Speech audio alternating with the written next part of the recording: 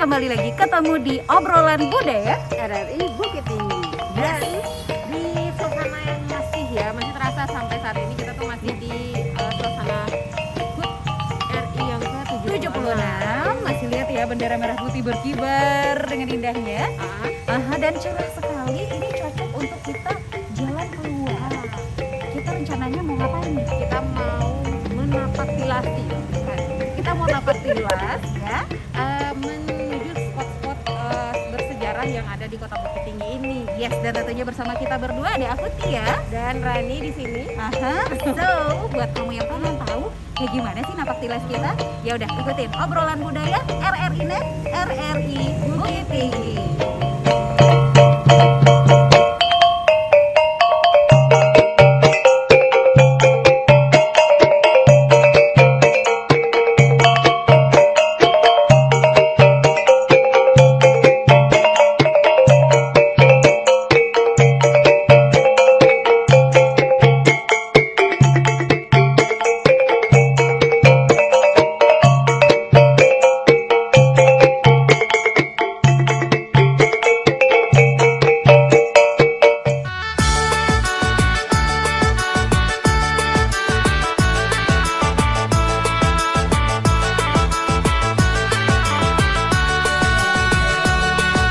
Selamat datang di Kota Bukit Tinggi. Hai Sobat Budaya dan Rani. Ya. Wah, sekarang kita berada di Kota Bukit Tinggi. Dan benar. tahu nggak sih, Ya. kalau Bukit Tinggi itu terletak pada rangkaian pegunungan Bukit Barisan atau sekitar 90 km arah utara dari Kota Padang. Dan Kak Tia, kota ini berada di tepi Ngarai Siano yang dikelilingi oleh dua gunung, yaitu Gunung Singgalang dan Gunung Merapi. Dan lokasinya juga itu pada ketinggian 909 sampai 941 mdpl.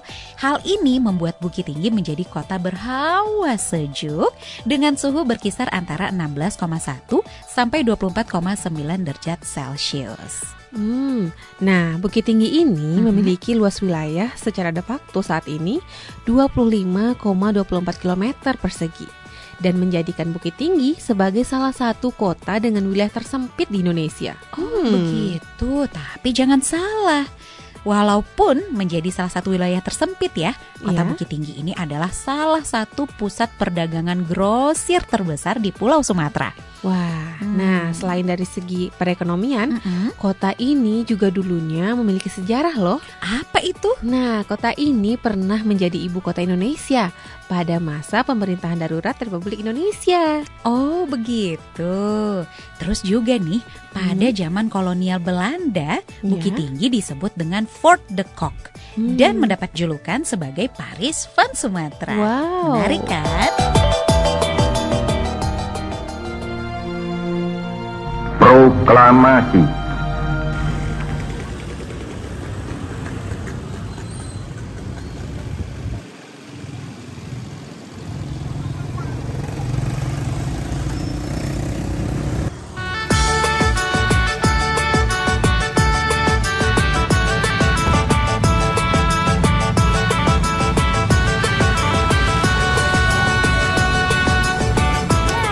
Kembali lagi kita sekarang dan kita sudah sampai di mana Rani? Di Museum Rumah Kelahiran Bung Hatta. Yes, ini Udah tahu kan berlokasi siapa di Bung Hatta? sudah dong Proklamator Republik Indonesia ya kan? Iya, benar. Dan ini berlokasi di Jalan Soekarno Hatta nomor 3 Bukit Tinggi. yes. Oke, jadi memang sedikit berisik karena ini di pinggir jalan. Nah, buat sobat budaya yang penasaran di dalam ada apa aja, yuk ikut ikutin kita.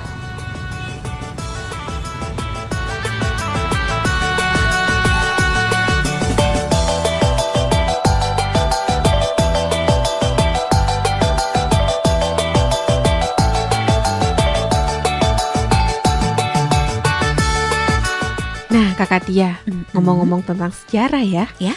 Bukit Tinggi ternyata menjadi saksi sejarah lahirnya seorang proklamator Indonesia. Sepertinya aku tahu nih. Siapa ya? Pasti ini adalah museum rumah kelahiran Bung Hatta kan? Ya, benar sekali. Rumah Iya. kelahiran Bung Hatta.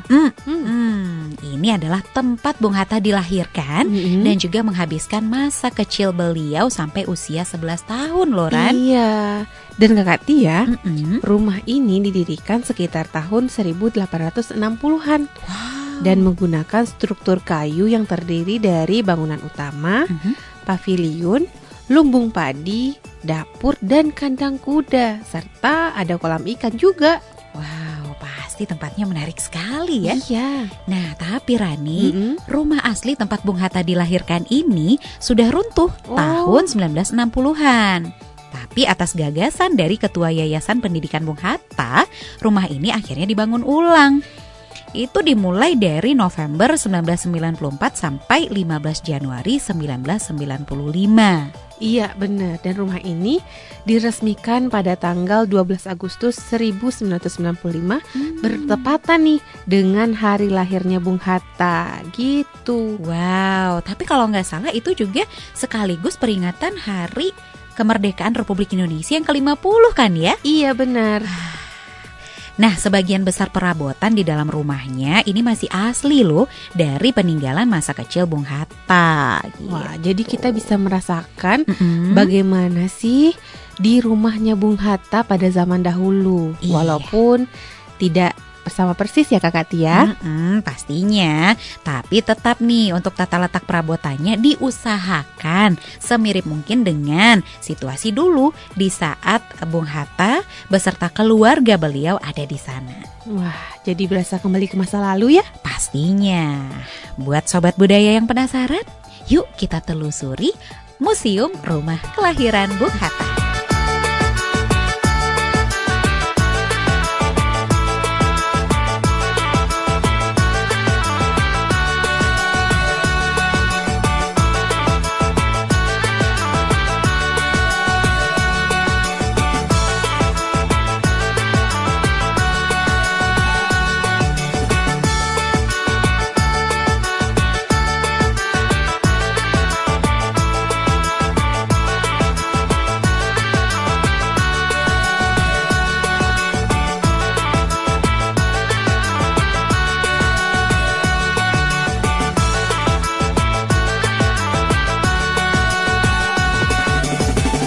Sobat budaya, kembali lagi kita sekarang. Dan tadi kita di luar, sekarang sudah di dalam ya Rani Udah, ya. kita udah jalan-jalan tadi ya, Aha, Kak Tia ya, ngeliat betul. semua yang ada di rumah kelahiran Bung Hatta ini. Dan Iya. kita sangat terpukau. Wah, luar Karena- biasa.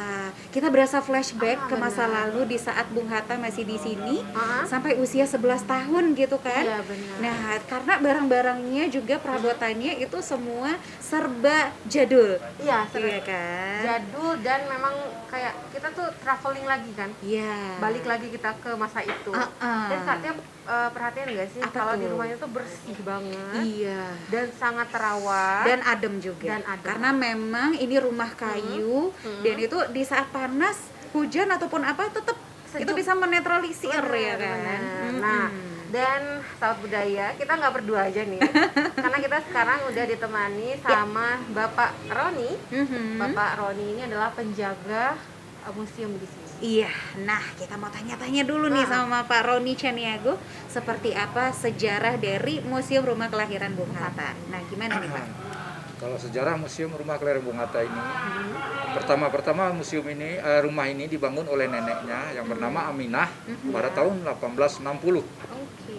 Setelah itu rumah ini ditempatilah oleh seorang ibunya setelah neneknya meninggal tadi, bernama Ibu Saleha, ibunya Bung Hatta, dan ayahnya Syekh Haji Muhammad Jamil. Dan ayahnya Syekh Haji Muhammad Jamil ini pada singkat usia, pada usia 30 tahun, dia sudah meninggal muda. Oh, baik. Usia Bung Hatta pada itu masih 8 bulan, bapaknya sudah meninggal muda. Jadi 2 tahun setelah itu ibunya dapat jodoh menikah lagi sama pengusaha batubara pada zaman itu Mas Agus Hajining namanya, itu orang Palembang. Ayah tiri Bung Hatta, punya anak 4, adik tiri Bung Hatta. Bung Hatta pun tinggal di rumah ini hanya selama 13 tahun. Dia lahir 12 Agustus 1902 Iya. dan meninggalkan rumah ini pada tahun 1915. Dia pindah ke Padang, hijrah ke Padang, melanjutkan sekolah di sana setelah tamat di SR di sini. Bung Hatta pada usia 7 tahun dia masuk SR tamat 1915 tadi dia pindah ke Padang, sudah tidak tinggal di rumah ini lagi. Dan rumah ini sudah, kalau rumah ini dijadikan museum, rumah ini dapat dibangun kembali oleh pemerintah daerah Kota Madia tingkat 2 Bukit Tinggi bekerjasama dengan Universitas Bung Hatta pada tahun 94, selesai tahun 95. Diresmikan tepat tanggal lahirnya Bung Hatta 12 Agustus 1995 diresmikan oleh Bapak Haji siapa nama gubernur kita, Azwar Anas. Bapak Azwar Anas pada waktu itu dijadikan museum sampai saat sekarang. Nah Bapak, tadi ketika kami berkeliling ya, itu melihat perabotan-perabotannya, serasa kami betul-betul kembali ke masa lalu, Pak. Nah perabotan ini asli memang dari zaman Bung Hatta dulunya atau seperti apa, Pak? Sebagian banyak yang asli, macam kursi, kursi pertemuan, kursi tamu, kursi makan. Tapi kalau kursi meja makan sudah tidak lagi, yang asli cuma ceretnya, sepeda, bugi. Nah itu barang-barang yang di dapur, yang di atas tungku itu asli semua peninggalan ibunya. Selebihnya enggak, cuma replika aja. Baik. Nah di belakang juga kita lihat ada istal kuda gitu. Istal kuda itu sebenarnya dulu memang ada. Ibunya ini dulu kudanya alangkah banyaknya, 18 ekor banyak kudanya dulu. 10 ekor disewa sama Belanda, 8 ekor dipakai oleh Bung Hatta sama kedua pamannya, Haji Idris dengan Haji Saleh Sinaru tadi. Kebetulan pamannya Bung Hatta yang bernama Saleh Sinaru tadi, kebetulan beliau ini juga kurirnya Belanda pada zaman itu, disuruh Belanda mengantar-antar barang-barang pos yang ke daerah Pasaman sana pakai bugi, yang ditarik pakai kuda. Ini sejenis bendi gitu. Bugi ini sejenis bendi, cuman beliau tidak pakai atap. Oh, begitu. Lumayan adem gitu ya, Pak ada ya. di sebelah sana tadi. Iya benar. Bisa kita lihat ke Bisa situ lihat, ya. Dan satu lagi nih Pak, di lantai 2 kita lihat ada rumah kamar kelahiran Bung Hatta. Di lantai 2 itu terdapat 2 kamar. Sebelah kiri kalau dari sini itu kamar kelahiran Bung Hatta, sebelah kanan dari sini itu kamar kakeknya Bung Hatta yang bernama Haji Ilyas Baginumara tadi, kakeknya Bung Hatta. Jadi memang lahirnya di rumah ini berarti ya Pak? Bung Hatta lahir di rumah ini. Dan di kamar itulah saksi sejarah lahirnya seorang proklamator Republik Indonesia. Tempat tidurnya itu pun juga masih asli tuh, tempat tidur lahirnya itu. Tempat tidur lahirnya? Ya. Wow. Kayu-kayu surian, diukir orang Pandai Sike. Kalau di Minangkabau ini ukiran Pandai Sike yang terkenal. Kalau di Jawa Jepara. Betul. Nah, harapan Bapak Pak untuk kelangsungan dari Museum Rumah Kelahiran Bung Hatta ini? Ya kelangsungannya ya kami ya rawat lah, lebih bagus. Fasilitas di sini disediakan, betul-betul disediakan. Apa yang kami minta tuh selalu ada lah, begitu itu permintaan kami. Macam begini. Maaf ngomong Bu ya. Nih semuanya di sini Bu, kami aja yang bersih semua itu sama Bapak Amzal itu. Ada rumput panjang saya motongi. Ada masang ini saya masangi, mati lampu di atas itu saya yang naik-naik, bocor atap saya naik-naik. Ibu pun mungkin udah putar-putar di rumah ini tadi. Bagaimana tanggapan Ibu tentang rumah ini, bersih apa enggak? Bersih sekali Pak, bersih sekali. Bahkan kita cuma nggak enak aja untuk menyentuh, tapi begitu dilihat memang bersih Bapak ya. Alhamdulillah. Nah itu dulu. Terima kasih banyak Bapak informasinya buat kita. Terima kasih sudah menyisikan waktunya ngobrol sama kita Pak. Dan semoga harapan Bapak tadi bisa didengar juga oleh para pengunjung kita yang sudah pernah berkunjung ataupun yang akan berkunjung ke Museum Rumah Kelahiran Bung Hatta. Oke, Pak Roni, terima kasih. Wassalamualaikum warahmatullahi wabarakatuh. Waalaikumsalam.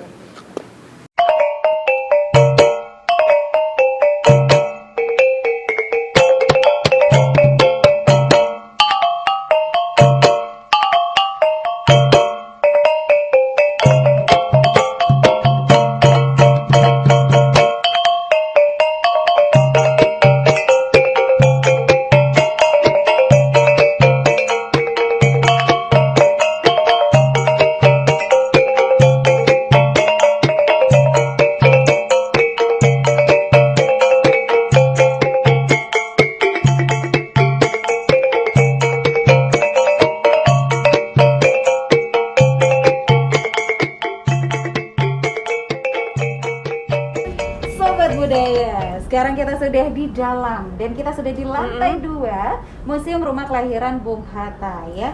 Nah, kita sudah bersama orang yang berbeda. Kali ini kita bersama Bapak Marilis selaku Kasih per museum.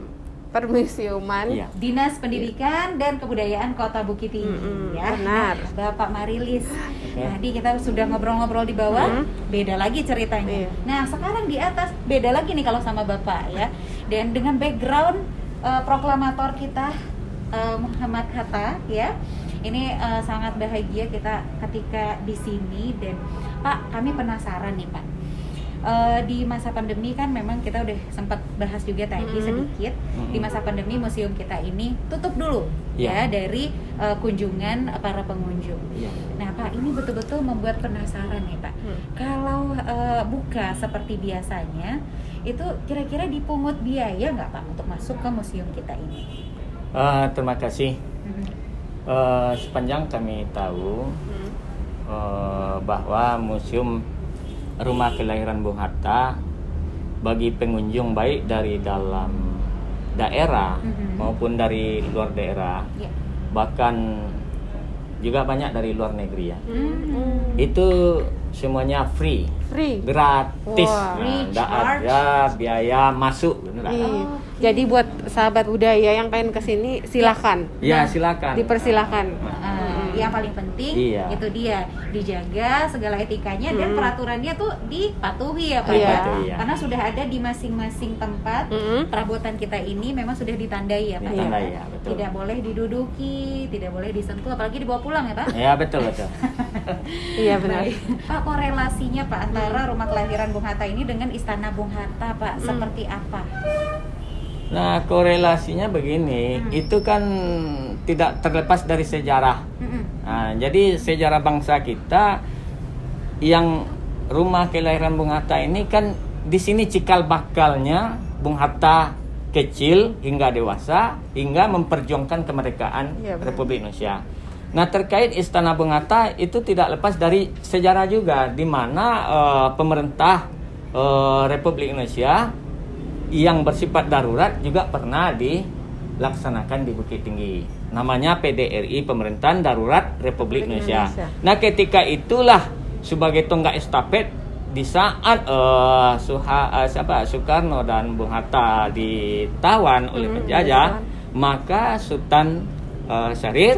Ya, Amir Syarifuddin Prawira Negara juga mengukuhkan di sini sebagai Pemerintahan Darurat Indonesia. Nah, inilah yang oleh Mr. Syafruddin Prawira Negara. Wow, jadi itu korelasi. Iya, itulah korelasi. Intinya adalah sejarah. Sejarah. Nah, Bapak Marilis, ini kita luar biasa sudah dapat banyak sekali ilmu juga ya. Ini wisata sejarah dan juga wisata edukasi sekalian. Iya, betul. Bapak sukses selalu Pak. Semoga museum kita ini amin. sesaat lagi bisa segera dibuka kembali dan para pengunjung juga bisa datang lagi. Insyaallah. Ya, lombanya juga mudah-mudahan sukses. Sukses, amin. Oke, Bapak Marilis, terima kasih untuk Terima kasih waktunya. banyak, Pak. Wassalamualaikum. Waalaikumsalam warahmatullahi wabarakatuh.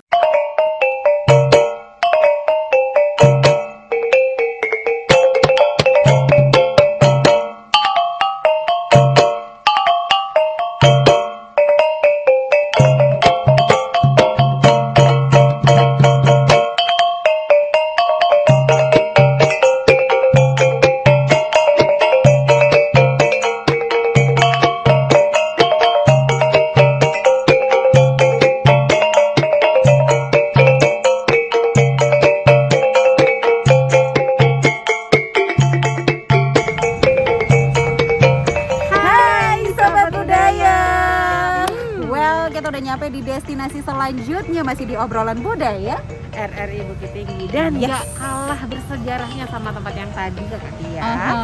Di sini kita udah ada di ikonnya Kota Bukit Tinggi. Ikonnya Kota Bukit Tinggi, Rani. Berarti kita belum ke Bukit Tinggi namanya kalau belum ke sini. Belum. Wah, di mana ya? Mana ya? Kasih tahu nggak ya? Kasih tahu nggak ya? Pasti kita bakal kasih tahu. Karena kita bakal ajakin kamu nanti buat keliling-keliling di Jam Gadang.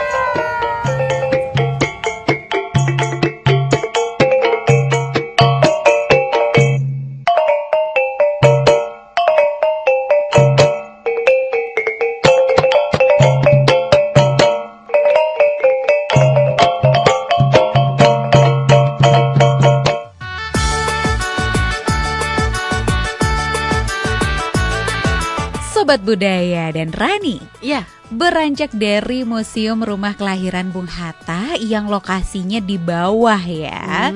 Ini di dekat pasar kan ya, Pasar Banto di Jalan Soekarno-Hatta. Nah, sekarang kita mau menanjak naik ke atas, yaitu ke satu-satunya ikon Kota Bukit Tinggi. Tahu itu di mana? tahu dong. Di mana? Jam Gadang kan? Betul sekali. Nah, Kakak Tia, Mm-mm. Jam Gadang ini adalah menara jam yang menjadi penanda untuk Kota Bukit Tinggi. Oh, tentunya menara ini punya jam dengan ukuran besar di keempat sisinya.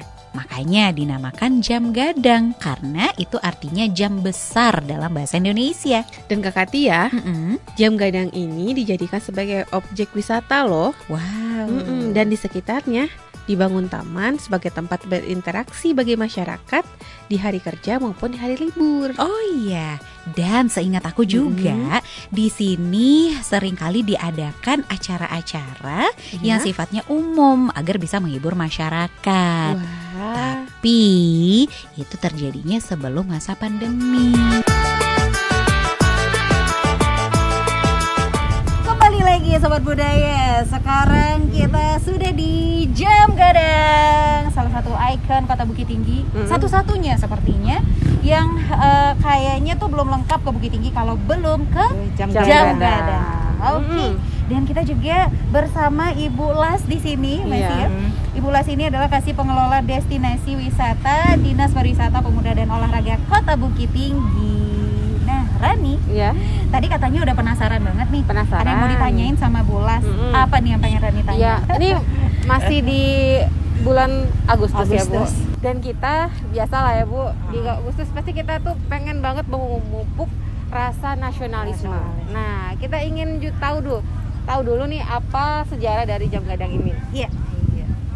Ini Jam Gadang ini apanya? Di sini kan ada namanya istilah puncak kan di sini dulunya. Jadi dibangun untuk mengapakan apa Belanda. Jadi dibangun pada tahun 1926, siapnya 1932. Yang pertama dia gonjongnya tidak seperti itu. Gonjong pertamanya ayam bekukua. Sudah tuh kayak masjid. Sudah tuh baru dengan apa? Gonjong ini, Bu. Rumah gonjong Gonjong, ya. menciri khaskan budaya lokal, kearifan lokal. Jadi nggak apalah karena kita orang Minang, jadi gonjongnya dibikinlah gonjong gitu. Gitu ya. Iya. Dan ini Jam Gadang juga katanya hadiah gitu ya, Bu? Hadiah dari Ratu Belanda. Ratu Belanda. Yang cuma dua di dunia, satu Big Ben, satu ini adik kembarnya. Iya, iya. Ya ketinggiannya sama dengan tahunnya 1926. Ketinggiannya sama 26 meter, sisinya 4 sisi dengan jam yang sama. Iya, jamnya sama. Jam yang sama sampai sekarang, mesinnya masih mesin itu juga yang dipakai, tidak ada dirubah. Iya. Nah, Ibu, ini ada yang bikin penasaran juga mungkin untuk Sobat Budaya yang belum pernah datang ke Jam Gadang atau juga sudah pernah datang ke sini terus melihat Jam Gadang gitu ya dengan angka Romawinya. Terus di angka 4 itu bukan IV gitu ya, Bu ya? Bukan, itu kan Tapi mencirikan ada apa? Dengan kalau istilah Minangnya dengan tahu dengan 4 gitu. tahu di nanampe gitu ya. Oh, iya. Dengan istilahnya kadang ada budi pekertinya lah gitu. Jadi adat Minang tuh dengan tahu dengan istilah 4-nya gitu. Iya. Oh, makanya sengaja dibuat seperti Dibuat itu. dengan 4-nya. Itulah filosofinya, ya. Ternyata bukan salah, tapi karena bukan. memang ada maknanya di sana. Karena kalau itu salah ini sangat fatal. Iya, ya, benar. kan kesalahannya. Nah, Ibu, apa harapan Ibu, Bu, untuk kita semua lah, Bu, terutama untuk Jam Gadang kita tercinta ini? Harapannya kalau di Bukit Tinggi mampir juga lah kalau ke Sumatera Barat mampir juga ke Bukit Tinggi, karena Jam Gadang ini satu-satunya lah di Indonesia lah, atau kalau di dunia kan ada yang Big Ben-nya. Kalau Big Ben-nya Indonesia mungkin ini gitu. Satu-satunya di Indonesia ya Bu. Gak ketemu di tempat lain, Tempat ya, lain di ada. Indonesia. Baik, Ibu Oke. Las, terima kasih Iya, ya Ibu ya sama-sama. untuk waktunya. Dan kita juga sudah dapat banyak ilmu juga nih Iya. dari Ibu Las tentang seputaran Jam Gadang. Nah, nanti Kakak Tia, gimana kalau kita nanti izin masuk, Iya. terus kita juga tanya sama Bapak di dalam sana. Iya, oke deh. Boleh ya, Bu Yes, ya, ya? Boleh ya, Bu? Boleh Boleh, ya. Baik, kalau begitu, Bu Las, ini Iya. kita sudah hidup sampai di sini. Oke, siap, Dan Sobat makasih. Budaya, itu dia obrolan seru kita ya. Dengan Bu Las. Tentang Taman Jam Gadang. Oke. Ya udah kalau gitu kita berdua mohon pamit dulu untuk naik ke atas.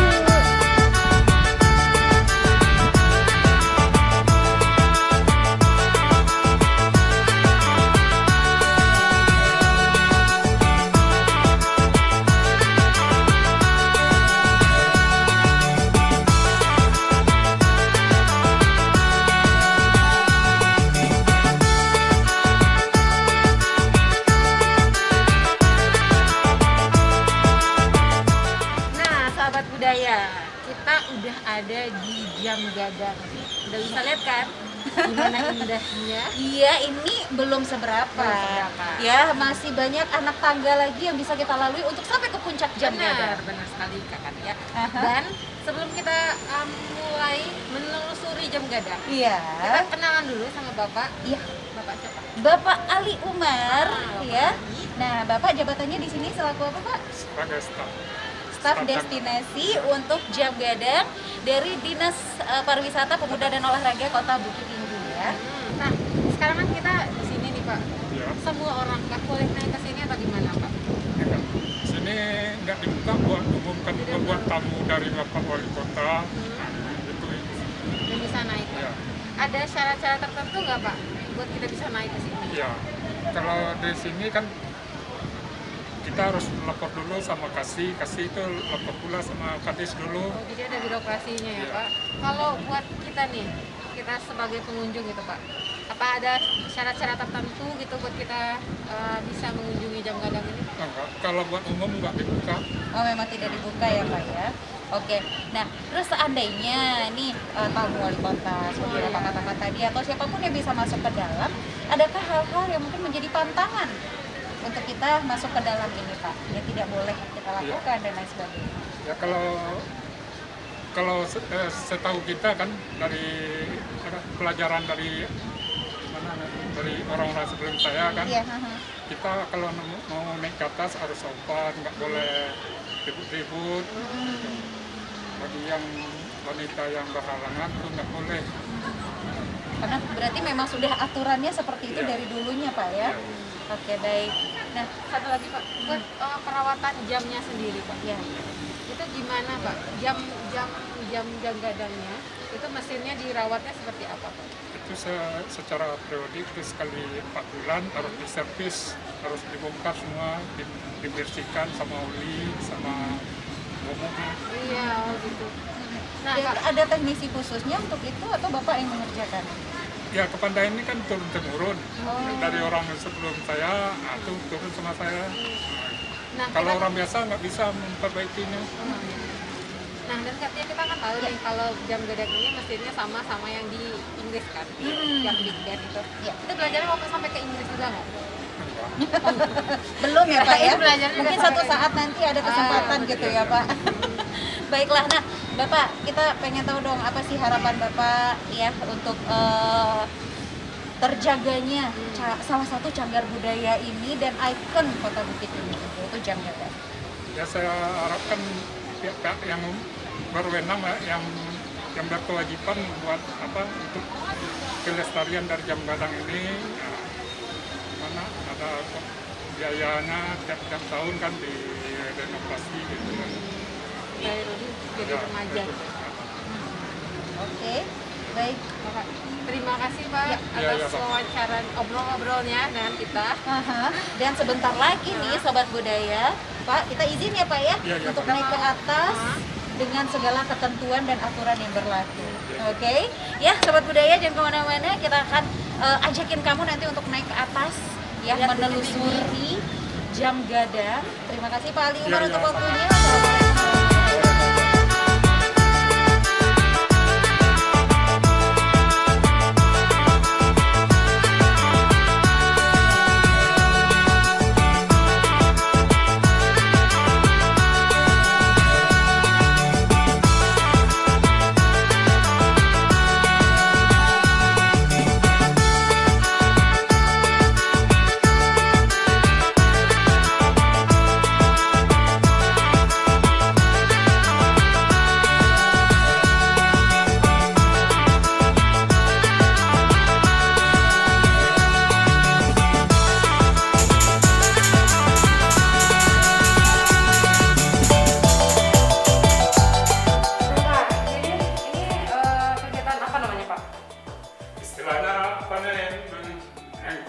kebanyakan.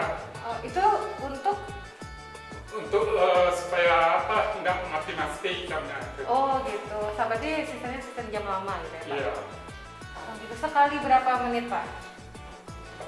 Kalau yang ini sekali 2 hari. Sekali 2 hari. Oh gitu.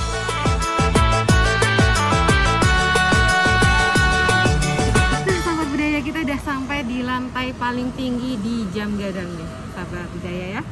Dan di sini kita bisa menikmati pemandangan Bukit Tinggi. Dan seperti kata Bapak Ali tadi, bahwa tidak semua orang bisa masuk ke Jam Gadang dan tidak semua orang juga bisa berdiri dan menikmati pemandangan ini. Karena memang jumlah pengunjung dibatasi karena memang kondisi dari bangunan ini yang sudah tidak mudah lagi. Dan melihat pemandangan yang sangat indah ini, banyaknya anak tangga untuk naik ke atas ini juga rasanya terbayar sudah ya dengan pemandangan yang indah ini. Jadi kalau kita bisa masuk ke sini, berbahagialah dan melihat pemandangan kota Bukit Tinggi yang sangat indah.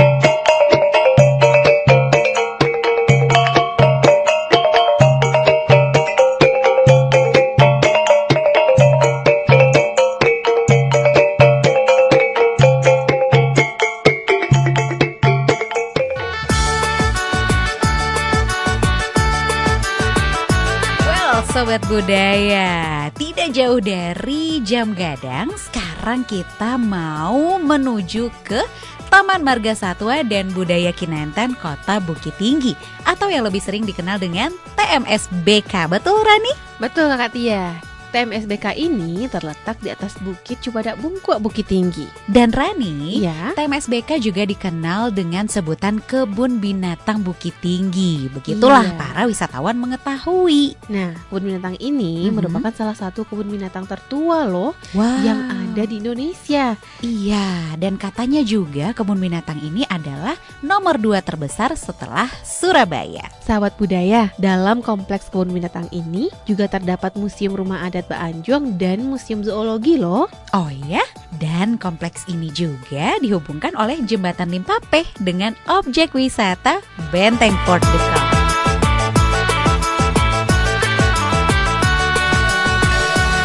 Hai Sobat Budaya, kembali lagi kita ketemu di obrolan budaya.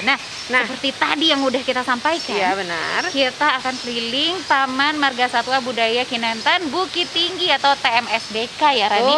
Dan kita nggak berdua aja. Kita tidak hanya berdua, Hanya berdua, karena kita udah punya satu lagi narasumber kita hari ini, Aha. teman ngobrol kita hari ini, yang paling ganteng di antara kita berdua. yang paling Iya. tahu tentang TMSBK ini. Nah, beliau adalah Bapak Iqbal. Nah, Pak Iqbal ini adalah Kabid TMSBK, Dinas Pariwisata, Pemuda dan Olahraga Kota Bukit Tinggi. Betul sekali Kak Tia. Aha. Dan kayaknya bakal banyak informasi yang bakal kita gali dari Bapak Iqbal tentang Ya. sejarahnya. Aha. Nah, yuk langsung aja lah Kak Tia. Karena Langsung aja. penasaran banget nih. Nah, itu dia. Langsung aja yuk kita ngobrol-ngobrol sama Pak Iqbal. Oke. Nah, Bapak Iqbal, Assalamualaikum warahmatullahi wabarakatuh. Waalaikumsalam warahmatullahi wabarakatuh. Gimana kabarnya hari ini, Pak? Alhamdulillah sehat. Sehat lah, walaupun Di masa pandemi cuaca ya. sedikit itu ya. Iya, tapi ya tetap aja yang namanya semangat harus membara gitu. Harus, Pak. harus. Meskipun pandemi, Iya. nah Pak Iqbal jadi jarang melihat pengunjung datang. Karena memang nih objek wisata kita masih ditutup ya Pak. Masih Masih Masih, ditutup ya. karena masih diberlakukannya PPKM oleh pemerintah gitu ya. Betul. Baik, nah Pak Iqbal, Yap.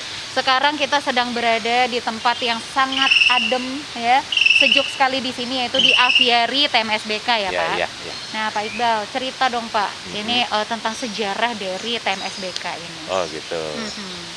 Nah, jadi TMSBK ini merupakan sebuah kebun binatang yang dibangun oleh di zaman pemerintahan Belanda ya. Jadi kalau sekarang ini menjadi kebun binatang tertua di Sumatera dan nomor 2 tertua di Indonesia setelah kebun binatang Surabaya. Ya, jadi kebun binatang Bukit Tinggi ini tercatat resminya berdiri pada 3 Juli tahun 1929, yang mana pada itu masih ditangani oleh pemerintah Hindia Belanda dengan nama For the Kok Dieren Park.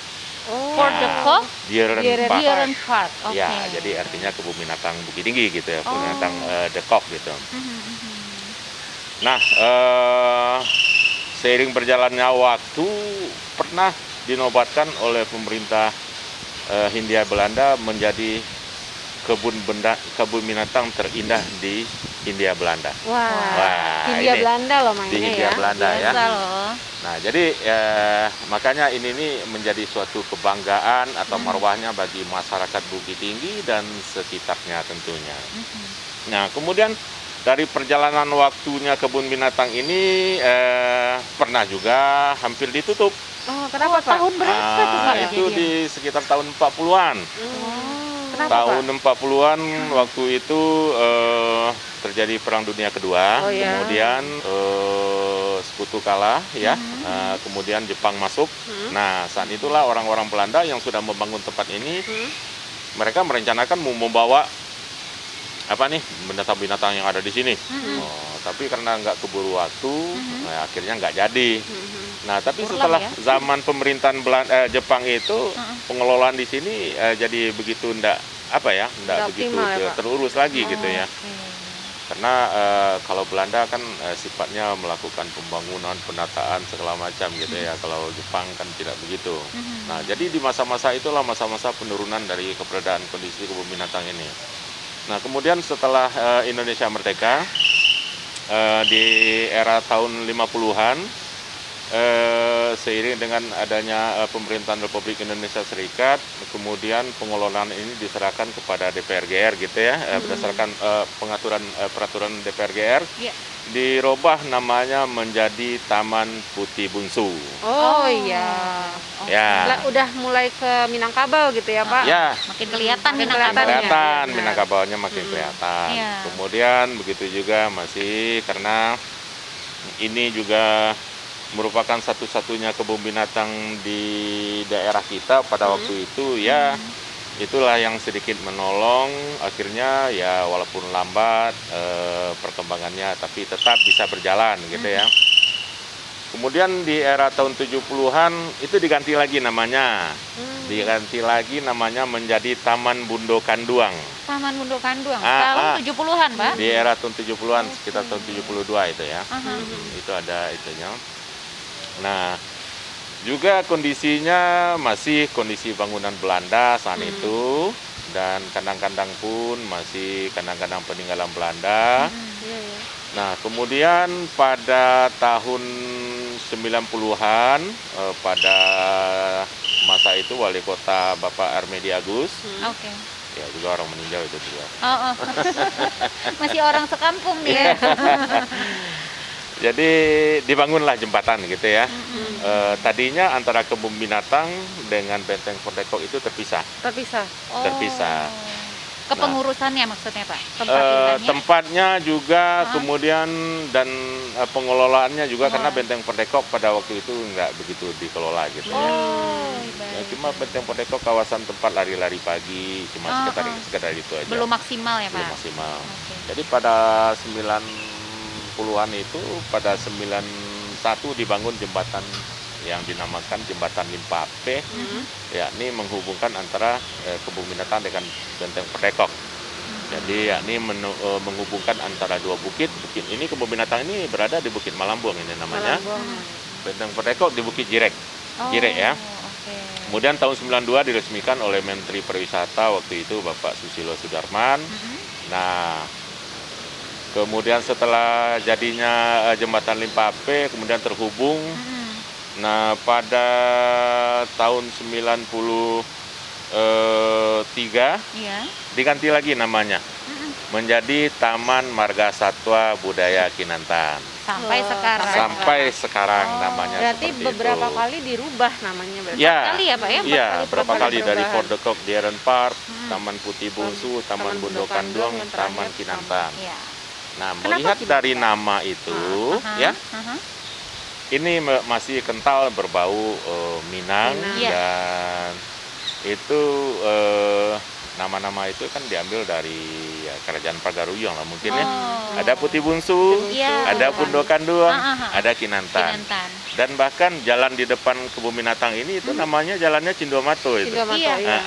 Jadi jalan Cindomato. Nah, Kinantan itu apa? Nah, Kinantan itu merupakan pada waktu itu legendanya adalah ayam kesayangan dari Cindomato. Oh. Ayam aduan gitu ya. Oh, diberi nama Kinantan. Iya, Cindomato memberi namanya Kinantan untuk ayam, kemudian untuk kuda diberinya namanya Gumarang. Nah, itu Cindomato. Jadi ayam Kinantan ini kan orang-orang dulu itu konon ceritanya kan apa ya selalu adu ayam gitu ya. Wah, dia tuh enggak pernah kalah di medan laga itu. Jagoan ya Pak? Jagoan. Herculesnya ya. Sakti Mandraguna gitu ya. Iya, iya, Nah, itulah ayam Kinantan. Nah, jadi setelah 93 ke sini, itu namanya Taman Marga Satwa Budaya Kinantan, bergabunglah antara kebun binatang ini dengan Benteng Fort de Kock. Oh, Nah, itu sampai sekarang. Ya, itu sejarah ringkasnya begitu ya. Ini menarik banget ceritanya. Tapi masih pengen tahu di satu tempat lagi. Iya. Oh. Itu. Jadi kayaknya kita harus ke sana dulu nih Kak Tia. Ke Benteng Fort de Kock ya? Iya. Boleh ya Pak ya? Boleh, Soalnya boleh, ada boleh, menyeberangi jembatan Ah, Limpape benar. untuk Boleh. sampai ke Fort de Kock. Iya, soalnya ada pertanyaan yang semua orang salah. Oh, Di iya. manakah sebenarnya Benteng Fort Benteng de itu? Kock? Oh, iya betul iya sekali, kan? betul sekali ya. Nah, kita ke sana Oke. dulu kalau gitu ya Oke. Pak. Boleh ya Pak ya? Oke. Buat sobat budaya yang penasaran, benteng itu yang mana sih? Gitu ya. Nah, kita akan ajak langsung dan masih bersama Pak Iqbal tentunya. Masih ikutin kita di obrolan budaya. RRI. Gitu.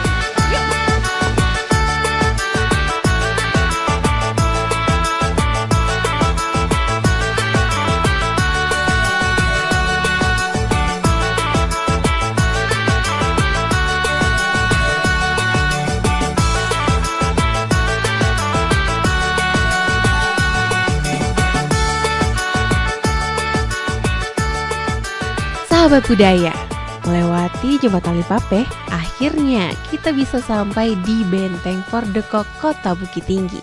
Yes, Benteng Fort de Kock ini adalah benteng peninggalan Belanda yang berdiri di Kota Bukit Tinggi, Ran. Benteng ini didirikan oleh Kapten Bauer pada tahun 1825. Pada masa Hendrik Marcus de Kock sewaktu menjadi Komandan der Tropen dan Wakil Gubernur Jenderal Hindia Belanda. Karena itulah Kakak Tia, benteng ini terkenal dengan nama Benteng Fort de Kock. I see. Terus juga Rani, benteng ini sebenarnya diberi nama Stereskans yang memiliki arti benteng pelindung. Tahun 1897 ya, benteng Stereskans ini dibongkar dan dijual menurut surat Gubernur Sumatera Barat tanggal 27 Februari 1897 dengan Besle Residen Padang Darat tanggal 6 Maret 1897 nomor 1054. Tanahnya kala itu juga diambil alih oleh pemerintah Belanda. Oke deh Kakak Tia, tanpa berlama-lama lagi, yuk kita jelajahi dulu nih Benteng Fort de Kock ini, ditemani juga sama Bapak Iqbal. Nah, Bapak Iqbal ini adalah Kabid TMSBK, Dinas Pariwisata, Pemuda dan Olahraga Kota Bukit Tinggi. Nah Pak, kita sekarang udah di Benteng nih ya Pak ya. Di Bukit Di Jire. kawasan Bukit Jire, iya. Bukit Jire. Nah, ya. bisa cerita ya Pak tentang sejarahnya di sini. Oh ya. Jadi lokasi ini dibangun oleh Belanda pada 1825. Oh. Jadi Belanda itu masuk ke pesisir Sumatera bagian barat ini pada 1826. Kemudian pada 1825 menduduki Bukit Tinggi, ya namanya Fort de Kock. Nah di saat itu Belanda masuk ke Bukit Tinggi lagi terjadi perang padri antara kaum adat dan kaum agama itu dimulai 1821 sampai 1837. Nah, Cukup jadi lama ya, Pak, ya? cukup lama itu perang padri. Nah, jadi 1825 Belanda masuk ke sini dan ikut membonceng dan berada di pihak kaum adat gitu ya. Nah, akhirnya Belanda mendirikan markas pertahanannya di Bukit Jire ini. Nah, yang kita kenal sekarang dengan benteng Fort de Kock gitu ya. Sebenarnya fort itu udah benteng ya, tapi Iya. kalau orang kita kan Benteng ya ditambah Fort de Kock. lagi gitu. Ah. Nah, jadi untuk peninggalan Belanda, yang benteng itu yang Nah, Mas- yang mana tuh Pak? Iya, benteng? Oh, soalnya iya. kita suka ragu gitu ya. jadi yang benteng itu adalah kawasan ini. Oh, ini. Iya, kawasan bukit ini benteng pertahanannya Belanda. Nah, pada waktu itu di posisi bangunan sekarang ini di situ markas. Yang ini, Pak. Iya. Tapi bukan bangunan itu ya. Iya, ya. Tapi bukan bangunan itu. Di sini dulu, disitulah markasnya, markas besarnya Belanda di Bukit Tinggi. Kalau bangunan ini itu reservoir air itu dibangunnya pada tahun 1935 untuk pendistribusian air untuk wilayah Bukit Tinggi. Nah, jadi peninggalan Belanda di waktu pendirian benteng Fort de Kock ini yang tinggal sekarang ini parit ini. Parit ini. Parit ini ya. Iya. Parit ini dulu Belanda sembunyi gitu, Pak. Jadi parit pertahanan ini dibuat Belanda karena markasnya ada di atas. Oh, gitu. Nah, kemudian yang tinggal sekarang peninggalan Belanda itu adalah parit pertahanan ini dan meriam-meriam. Meriam-meriam. Ada 4 sisi ya. Berapa nih, Pak? kalau dulu mungkin banyak, tapi sekarang cuma tinggal 9 meriam lagi. 9 meriam. Iya. 8 yang ada di sini, 1 yang ada di sebelah. Wow. Ya. Berarti di Bukit Jire inilah Belanda bertahan gitu ya, Pak ya? Iya, bermarkas dari kita, gitu. Bermarkas Iya. kan. Dari kita pribumi gitu ya. Dari Gimana tuh? dari situasi dia kan pendudukan dia menduduki wilayah Bukit Tinggi ini yang menjadikan Bukit Tinggi ini sebagai basisnya. Oh. Nah, jadi markas besarnya di sini. Waktu itu terjadi perang Padri. Nah, Belanda itu menjadikan Bukit Jire ini sebagai benteng pertahanannya. Dan semuanya ini dipagari dengan meriam-meriam. Oh, dulu Nah, banyak jadi berarti Padri ya, Pak? itu posisinya berada di Bukit Gulai Banca dan di balai kota sekarang itu. Itu kaum Padri di bawah pimpinan Tuanku Imam Monjol berada di situ. Jadi dari sinilah meriam-meriamnya menghantam ke situ. Wow, sejauh itu ya, Pak ya? Iya. Bisa ya? Gitu. Berarti gitu Kakak Tia, bukannya yang itu. Ya, jadi yang benteng itu adalah kawasan ini. Kawasan ini Iya. benteng. Kalau orang sekarang kan, benteng Fort de Kock itu yang Ya itu. itu, orang menganggapnya begitu ya. Ya, itu adalah reservoir air yang juga dibangun Belanda, tapi udah tahun 35. Kita juga nggak tahu ya. Jadi kita waktu penempatan kembali meriam-meriam ini, ya kita manfaatkan di ujung-ujung Sudut-sudut itu. parit ini, kita tempatkan meriam-meriam. Oh, gitu. Jadi ini meriam-meriam ini berarti bukan dari zaman Belanda diposisikan di tempat ini berarti ya, Pak? Bukan. Ya, waktu di zaman Belanda, ya kita nggak tahu di mana posisinya. Kita nggak dapat. Tergantung kita melawan dari mana gitu. Cuma kita memikirkan estetikanya. Iya, Estetika ya. estetikanya aja. Gitu ya. Kayaknya cocok ya. Jadi yang besar-besar kita bikinkan rumahnya, karena ini barang peninggalan. Oh iya, Ya. harus dirawat ya, Pak. Ya, ya. Jadi kita di sini bekerja sama dengan Balai Pelestarian Cagar Budaya yang berkedudukan di Batu Sangkar, Ya. yang sering bekerja sama dengan kita terhadap pemeliharaan tempat ini. Ini secara berkala, Pak. Iya. Masih bisa hidup nggak, Pak? Oh jangan, nggak bisa hidup lagi. Nggak bisa hidup lagi. Sudah tidak aktif ya. Iya.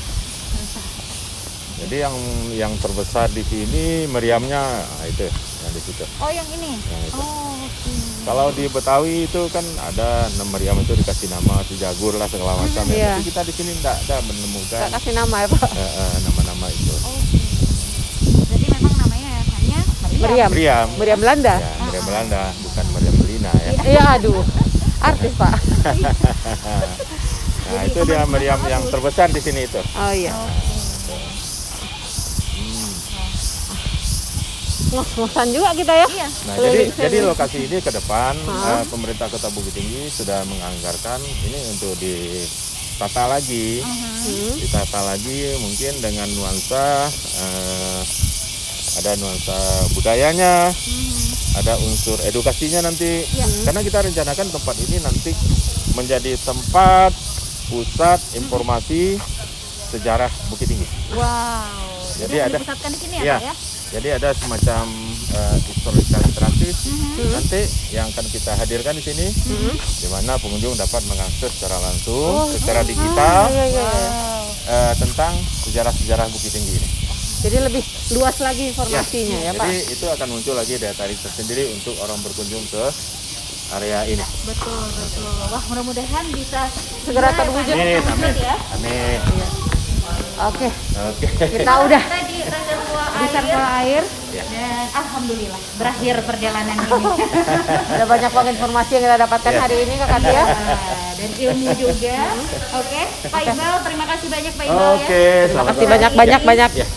Sukses selalu dan kita tunggu yang tadi tuh Yang janjinya. mana? Ya. Yang berbasis digital. Iya. Biar bisa explore Explore TMSBK nanti. dan Fort the Cock lebih puas lagi. Ya, Iya, jadi benar. kita nanti informasinya di sini terhadap Benteng Fort the Cock, terhadap MSBK, bahkan terhadap sejarah Bukit Tinggi. Dan kita bakal jadi saksi nih Kak Katia. Ya, Iya. insya Allah. Pembangunan yang ketiga, 3 tahap lagi. Iya, nah itu dia. Ya. Kita tunggu ya Pak ya. Ya, ya. Baik, Sobat Budaya, itulah dia sudah obrolan kita ya. Untuk Dengan kali Bapak ini di Iqbal. obrolan budaya bersama Bapak Iqbal sebagai Kabid TMSBK Dinas Pariwisata Pemuda dan Olahraga Kota Bukit Tinggi. Dan akhirnya kita berdua juga pamitan dulu. Kita kan ke tempat selanjutnya. Kita lanjut Kita lagi kemana setelah lagi, ini. Nadia? Tungguin aja. Iya. Oke, tetap di sini aja masih bersama kita. Bapak Iqbal, terima kasih. Oke. Wassalamualaikum warahmatullahi wabarakatuh. Waalaikumsalam warahmatullahi wabarakatuh.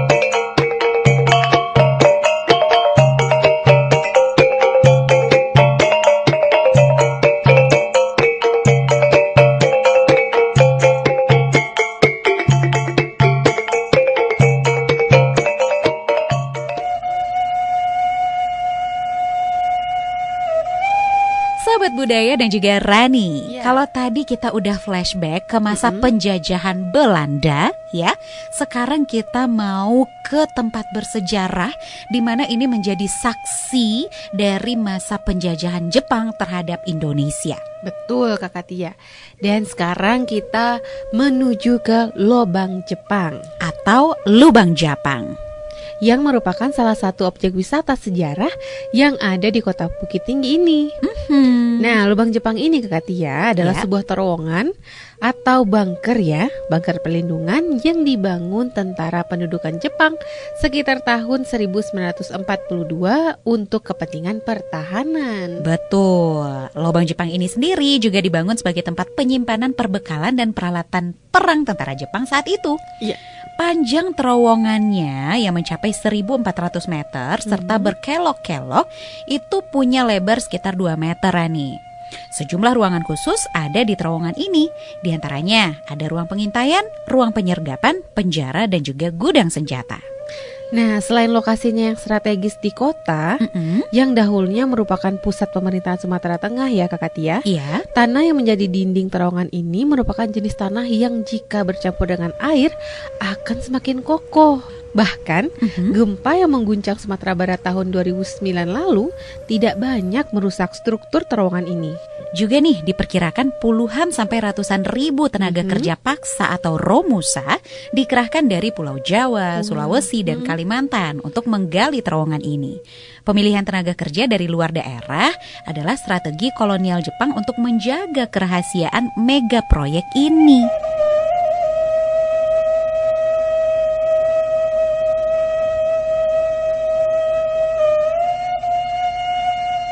Iya, Sobat Budaya. Nah, sekarang kita udah nyampe di salah satu tempat yang penuh nilai sejarah. Betul ya, Rani? Iya benar, sangat Nah, bersejarah. betul sekali. Kita sudah di Lubang Japang, Bukit Tinggi. Dan tentunya masih bersama aku Tia dan Rani. Sekarang kita juga didampingi oleh seorang wanita cantik di sini, yaitu Ibu Sulastri Tatrawarsa Esos ya, selaku Kasih Pengelola Destinasi Wisata Dinas Pariwisata dan Pemuda Olahraga Bukit Tinggi. Oke, Ibu Las. Iya. Ya, nah, Ibu Las, ini kita sudah berada di salah satu tempat yang dahulunya ini menjadi tempat yang sangat mencekam ya Bu ya. Iya, siapa peninggalan Jepang, Romusa Jepang. Nah, itu dia. Ada banyak sekali tentunya kejadian dan peristiwa yang terjadi di sini. Nah, kita ingin tahu nih Bu, sejarah dari si Lubang Jepang ini. Lubang Jepang ini sebenarnya itu peninggalan benda cagar budaya, benda sejarah yang telah ditetapkan dengan SK Wali Kota pada tahun 2018. Jadi yang terletak di Jalan Panorama, Kelurahan Bukit Cangang, Kayu Rama. Dalam bahasa Indonesianya berarti lubang Jepang, kalau bahasa Minangnya lubang Jepang yang berarti terowongan batan manusia yang terletak 4 km di bawah tanah. Masyarakat Minangkabau mengenalnya dengan nama Lubang Japang. Kemudian wisatawan menyebutnya dengan nama Lubang Japang. Berarti keindonesiaan dari bahasa Lubang Japang ke Lubang Jepang. Ini kan di tahun ketika penjajahan Jepang. Nah, selama sejarahnya itu Bu, kenapa di sini dibikin, ada nggak Bu sejarahnya? Kenapa kok di sini tempatnya? Apa itu karena untuk pas perang dunia kedua untuk pertahanan tentara Jepang. Dengan bom apapun di sini tidak terkena ada dampaknya. Oh, ya. Setelah kita coba dengan berapa kali gempa, kita di sini dampaknya nggak ada. Tetap utuh seperti itu. Padahal ini bawah tanah. Bawah ya, tanah, Bu, ya? 40 meter di bawah tanah. Jadi tidak ada dampak apanya. Apa? Itu kenapa kok bisa gitu? Mungkin Jepang tuh mungkin ada penelitiannya, mungkin ketinggian tanahnya dari atas itu mungkin udah diukurnya mungkin. Nah, jadi dia udah mengetahui bahwa dengan adanya pertahanan di sini, dia rencananya kan menjadikan pertahanannya di sini. Jadi nanti kalau ada pun penyerangan dari mana, orang-orang ini tadi di dalam gitu. Ada pintu keluarnya, ada dapurnya lengkap di dalam. Iya. Ada ruang penyiksaannya gitu, lengkap juga di dalam. Iya. Bisa kita lihat ya di sini ada denahnya ya Bu ya. Nah, ini ada penjelasannya juga. Dan kalau tidak pandemi seperti sekarang, tentunya ini terbuka untuk umum ya Bu. Nah, cuma karena memang sekarang kita masih di masa pandemi COVID-19, ada kebijakan untuk menutup dulu tempat pariwisata, makanya ini harus ditutup dulu ya. Iya benar. Nah, Ibu, terus untuk pekerjanya dulu Bu, yang menjadi orang-orang yang membuat terowongan ini. Nah, itu dari pribumi ya? Iya, tapi menurut sejarahnya kan itu dari pribumi, tapi bukan orang Minang asli. Oh, bukan orang Minang asli. Berarti istilahnya kalau cerita yang lama kita berkembang, Iya. dia sistem silang. Orang Jawa dibawa ke sini, orang sini dibawa lagi Romusa ke Sulawesi. Oh, gitu ceritanya sistem silang. Jadi enggak putra daerah di sini seluruhnya. Mungkin ada alasan juga di sana Ada ya, Bu? ada untuk mengantisipasi rahasia ke Jepangnya. Takut Jadi ada kan sampai kebocoran. sekarang kita kan nggak mau tahu tanahnya dibawa kemana. Iya. Sementara kan lubang Jepang ini kan udah hampir mengelilingi Bukit Tinggi. Dari sini bisa juga tembus di Jam Gadang, tembus di kebun binatang. Sejauh itu ya? Sejauh Bu, kan ya? ada juga sekarang kan, cuman kami belum nyurveinya. Cuman ada yang di Kulayana Air gitu, bisa juga yang tembus di Jambu Air. Tapi kan belum, soalnya kan banyak yang ditutup. Iya. Oksigennya nggak apa gitu. Nggak cukup ya? Nggak cukup oksigennya. Berapa lama nih Bu pembuatan menurut sejarah? Cuman dia orang bikinnya cuma sebentar. Iya. Oke, Ibu, dulunya kan lubang Jepang ini tanah ya Bu, ini kan udah Direvitalisasi. udah bagus, direvitalisasi begitu ya. Nah, di tahun berapa Bu revitalisasi itu berlangsung? 2005. 2005. Oke. Nah, jadi setiap ruangan-ruangan yang ada tuh berarti sudah diperbagus semua gitu ya? Enggak, yang apanya tuh dibiarkan alami. Oh, dibiarkan. Yang cuman kita pedestrian yang di jalannya aja yang kita apakan. Tapi Cuman kita ngasih pagar-pagar supaya pengunjung nggak masuk ke dalam. Masih banyak yang alami. Nah, untuk pengunjung masuk ke sini Bu, ada pantangan kah atau ada yang harus diperhatikan kah selama kita berada di dalam sini Bu? Kalau pantangan rasanya nggak ada. Cuman kebanyakan kalau kita tanya, kadang-kadang kita tanya di depan, pakai indigo enggak, pakai indra keenam enggak. Kadang-kadang orang itu ada juga gitu yang tahu isi di dalamnya gimana gitu. Jadi kita kadang-kadang kita tanya juga di luar gitu, kalau apa nggak usah masuk.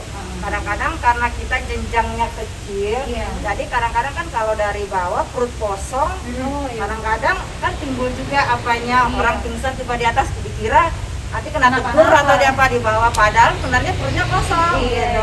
Tenaga habis ya. Tenaga habis, soalnya jalannya tuh kecil ke bawah gitu, darahnya pun agak pengap gitu kan. Biarpun kita lampu-lampu penerangannya banyak di bawah gitu. Untuk luas tempatnya sendiri di bawah itu sekitar berapa? Apanya? Luas tempatnya?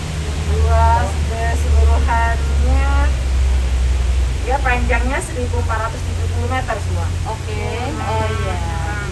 Berarti bisa menampung ratusan orang mungkin ya Bu ya kalau sekali masuk. Bisa masuk. Bisa, yang ya? ada kan rencananya kan untuk tentaranya di situ. Kalau di sini Bu, pengunjungnya emang berapa orang nih yang bisa mengunjungi? Yang biasa mengunjung kalau kita tidak pandemi 5.000-an lebih. Lebih tidak kalau tidak tiap hari kalau tidak pandemi.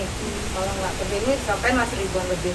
Tapi semenjak tahun 2019 kita mulai pandemi, ya mulai berkurang karena tidak adanya. Kalau kita kan banyaknya pengunjung kita ini dari Malaysia. Pengunjungan luar dari Malaysia sudah tuh. Kalau dari apa misalnya kayak Imlek ataupun itu kan banyak dari orang Cina dari luar banyak juga gitu. Berarti Tapi ini mayoritas kita pada umumnya Malaysia. Malaysia. Pengunjung. Tapi karena pandemi sekarang berkuranglah pengunjung mancanegara gitu. Sayang ya Bu ya, tapi mau gimana lagi Ya bagaimana? Berarti berpengaruh ya Bu sama pendapatan asli daerah ya? Iyalah pengaruh, jauh kali lah pengaruhnya. Biasanya kita melebihi dapatlah 3M gitu kan, target kita sama kebun biasanya 11M atau 12M melebihi. Sekarang paling 9 baru menyampaikan. Gitu. Dia rencana kalau habis dibuka tanggal mana atau dibuka tanggal 23 besok dengan waktu libur sampai Desember itu yang kita kejar adil. Amin. Dan berarti rencananya tanggal 23. Kalau nggak ada diperpanjang. Menyesuaikan ya. Kita kan objek kan tetap menyesuaikan. Apapun. Nah Bu, masih ada rencana untuk direvitalisasi lagi nggak? Rencana kita kan ini udah dimasukkan DID-nya pembuatan diorama seperti yang di Purwakarta. Udah masuk DID-nya, cuman kita sekarang kan karena COVID, jadi kita kan banyak refocusing anggaran. Jadi belum terlaksana sampai sekarang. Rencana kita nih mau bikin diorama, jadi dia digital semua. Jadi pas kita mau masuk kita udah digital semua. Jadi Bu, satu lagi ya. Rencana. Buat sahabat gue di rumah, mau tuh digambarkan sedikit Bu, gimana suasana di dalam sana? Iya, kalau suasana di dalam nyaman, bagus, tidak ada merasa yang penting karena ada nanti kan ada guide-nya yang menyampaikan. Jadi suasana di dalamnya bagus, ada penerangannya. Ada itu nggak Bu, replika dari para robusta? Belum ada. Yang rencana kita mau bikin kayak gitu, idenya udah ada, tapi terkendala budget juga baru gitu kan, masih kan dana masih refocusing kalau bagian untuk COVID juga. Berarti peninggalan aslinya nggak ada berarti ya Bu? Nggak ada, rencana kita udah ada tuh, kalau mau tema ada di kantor tuh seperti misalnya apanya, idenya bagus. Next time mungkin ya. Mudah-mudahan habis ini, mudah-mudahan tahun besok sampai gitu. Mudah-mudahan bumi segera sembuh ya Bu. Amin. Oke, baik, kita sudah mendapatkan informasi yang cukup lengkap ya tentang Lubang Japang ya, yang berada di Taman Panorama Kota Bukit Tinggi, dan sudah ngobrol-ngobrol juga dengan Ibu Las ya. Terima kasih Ibu. Mudah-mudahan perencanaannya bisa segera mudah-mudahan apa kita bumi kita sehat lagi.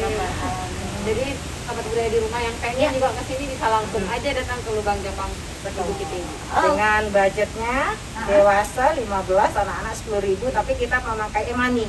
Imani. Imani kita tetap pakai Imani, kita tidak ada non cash ya. non cash di sini.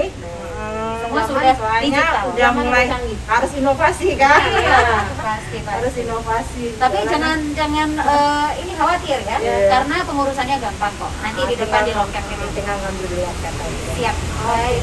Ya Ibu Las, terima kasih ya Ibu ya untuk hari ini dan Sobat tadi Budaya. kita balik lagi ke Sobat Budaya ya. Nah, terus Kemana lagi? udahan ya. Udahan. Tapi kayaknya kita akan berakhir di satu tempat yang indah. Oh, Dimanakah itu? Nah, tungguin kita ya. Marai Sianok. Tunggu kita di sana ya.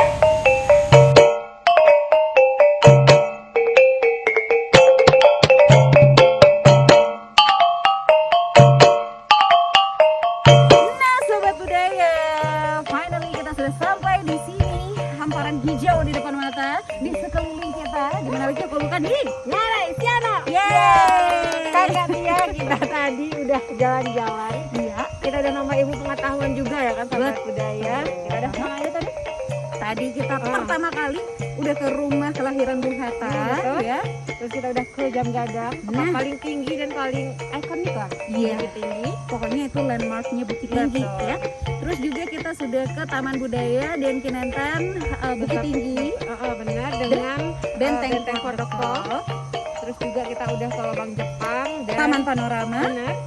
Dan sekarang kita berakhir di sini. Iya. Tempat yang paling indah ini. Nah, itu dia ya. Marai Sianok ini emang kaya akan suguhan alam. Betul. Jadi ini biasanya nih, kalau Iya. bukan di masa pandemi ya, Betul. banyak wisatawan yang datang ke sini untuk menjelajah daerah ini. Benar. Ya. Nah, dan kisah cerita tentang Marai Sianok ini juga sudah kita ceritakan Sebelumnya ya. Yes, ya sekarang waktunya kita, aduh ini pegel-pegel loh. Capek. Kita istirahat dulu ya. Udah dari tadi kemana-mana ya kan? Jalan-jalan keliling Bukit Tinggi walaupun kecil katanya, tapi Bukit Tinggi ternyata ya gitu ya, luas juga. Jadi ya, dan semoga ya wisata edukasi dan wisata sejarah kita masih dalam rangka kemeriahan Hari Ulang Tahun Republik Indonesia yang ke-76 bisa memberikan manfaat untuk Sobat Budaya. Nah, buat Sobat Budaya nih yang pengen juga ikutan menjelajahi Bukit Tinggi, jangan lupa di masa pandemi ini tetap harus patuhi protokol kesehatan. Betul. Jangan lupa memakai masker dan sering-sering mencuci tangan dan menjaga jarak. Itu dia. Ya, kalau begitu ya udah, makasih banget ya buat yang udah menyaksikan perjalanan kita sedari tadi. Akhirnya aku Muti Utami. Dan aku Rani. Mohon pamit undur diri. Sampai ketemu lagi di obrolan budaya selanjutnya. Bye bye.